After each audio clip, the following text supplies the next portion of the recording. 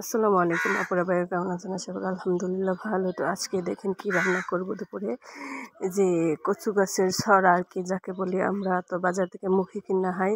তো আজকে ছড়া তুলা ছড়া রান্না করবো। তো ছড়া রান্না করার জন্য দেখেন আমি ছড়াগুলো চুলায় সিদ্ধ করে পাপ দিয়ে নিয়েছি। এখন তরকারিটা বসায় দিব। তরকারিটা বসানোর পরে মনে হয় যে হিদল দিয়া কুড়ি শুটকি দিয়ে রান্না করবো। তো জানি না ছড়া কারা কারা পছন্দ করেন, যারা যারা পছন্দ করেন তারা একটা লাইক সাবস্ক্রাইব করে দিন। প্লিজ দয়া করে আমার ভিডিওটা দেখেন। তো আমি এখন ছড়া রান্না করবো।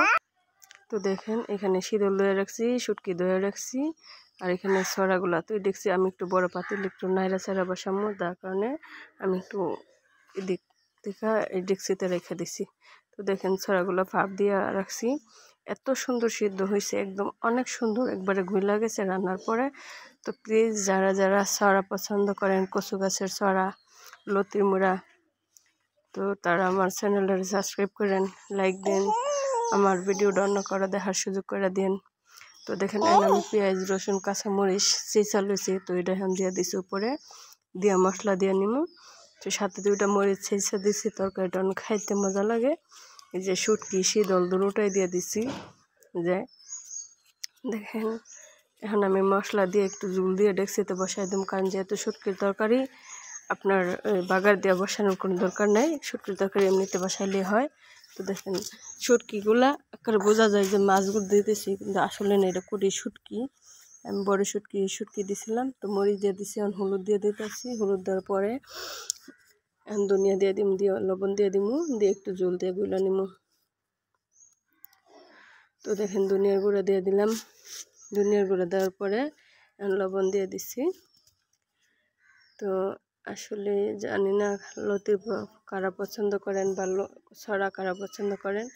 যারা পছন্দ করেন দয়া করে আমার ভিডিওতে একটু লাইক দিন। এতদিন আমি ভিডিও দিতে পারি নাই, কারণ আমি আমার বাবার বাড়িতে বেড়াইতে গেছিলাম, ধান কাটা লাগছে, দেখতে গেছিলাম।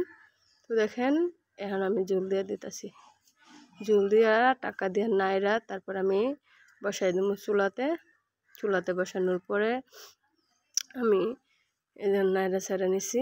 দেখেন দেখতে কত সুন্দর লাগছে, কিন্তু এখন আমার রান্না প্রায় শেষ পর্যায়ে। দেখেন তরকারি হয়ে গেছে, অনেক সুন্দর হয়েছে তরকারিটা, মাশাআল্লাহ। খাইতে এত মজা হয়েছে বলার পরে, মানে মানুষ কয় যে মুহির তরকারি মজা, কিন্তু মুহির টিকা ছড়ার তরকারি আসলে অনেক মজা, কিন্তু ধোয়ার কারণে পুরা জিনিসটা দেখা যাইতেছে না। তো দেখেন তরকারিটা কত সুন্দর হয়েছে। আমি এখন লামাই নিমু, আমার তরকারি হয়ে গেছে।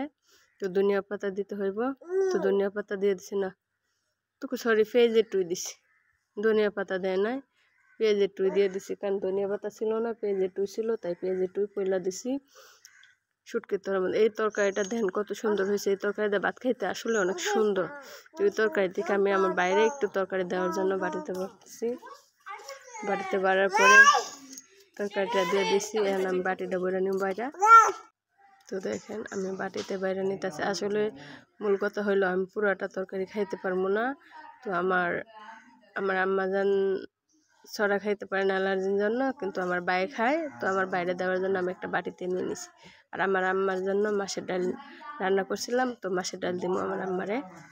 তো এই যে ছড়া রান্না করা হয়েছে, একবারে গরম গরম ছড়া আমি বসছি, কিন্তু তরকারিটা এত মজা হয়েছে বলার পরে, ভাত দিয়ে খাওয়ার পরে আসলে অনেক মজা লাগছে, মুখের থেকেও অনেক মজা লাগছে। শুটকি দিয়ে, তো এগুলো মাছ দিয়েও রান্না করা যায়, মাছ দিয়ে রান্না করা যায়। এই যে দেখেন তরকারিটা কত সুন্দর হয়েছে, মাশাআল্লাহ। তো যারা যারা দেখবেন প্লিজ দয়া করে একটা ভিডিওতে লাইক দিয়ে যায়, আপনারা তো আবার একটা লাইক দিলে সমস্যা হয়, হাতে ব্যথা করে, বুঝছেননি? এই যে ছড়ার তরকারি আর মাছের ডাল, তো দুইটা নিয়ে এখন আমি আমার বাবার বাড়িতে যাব, না 4টা বাজে না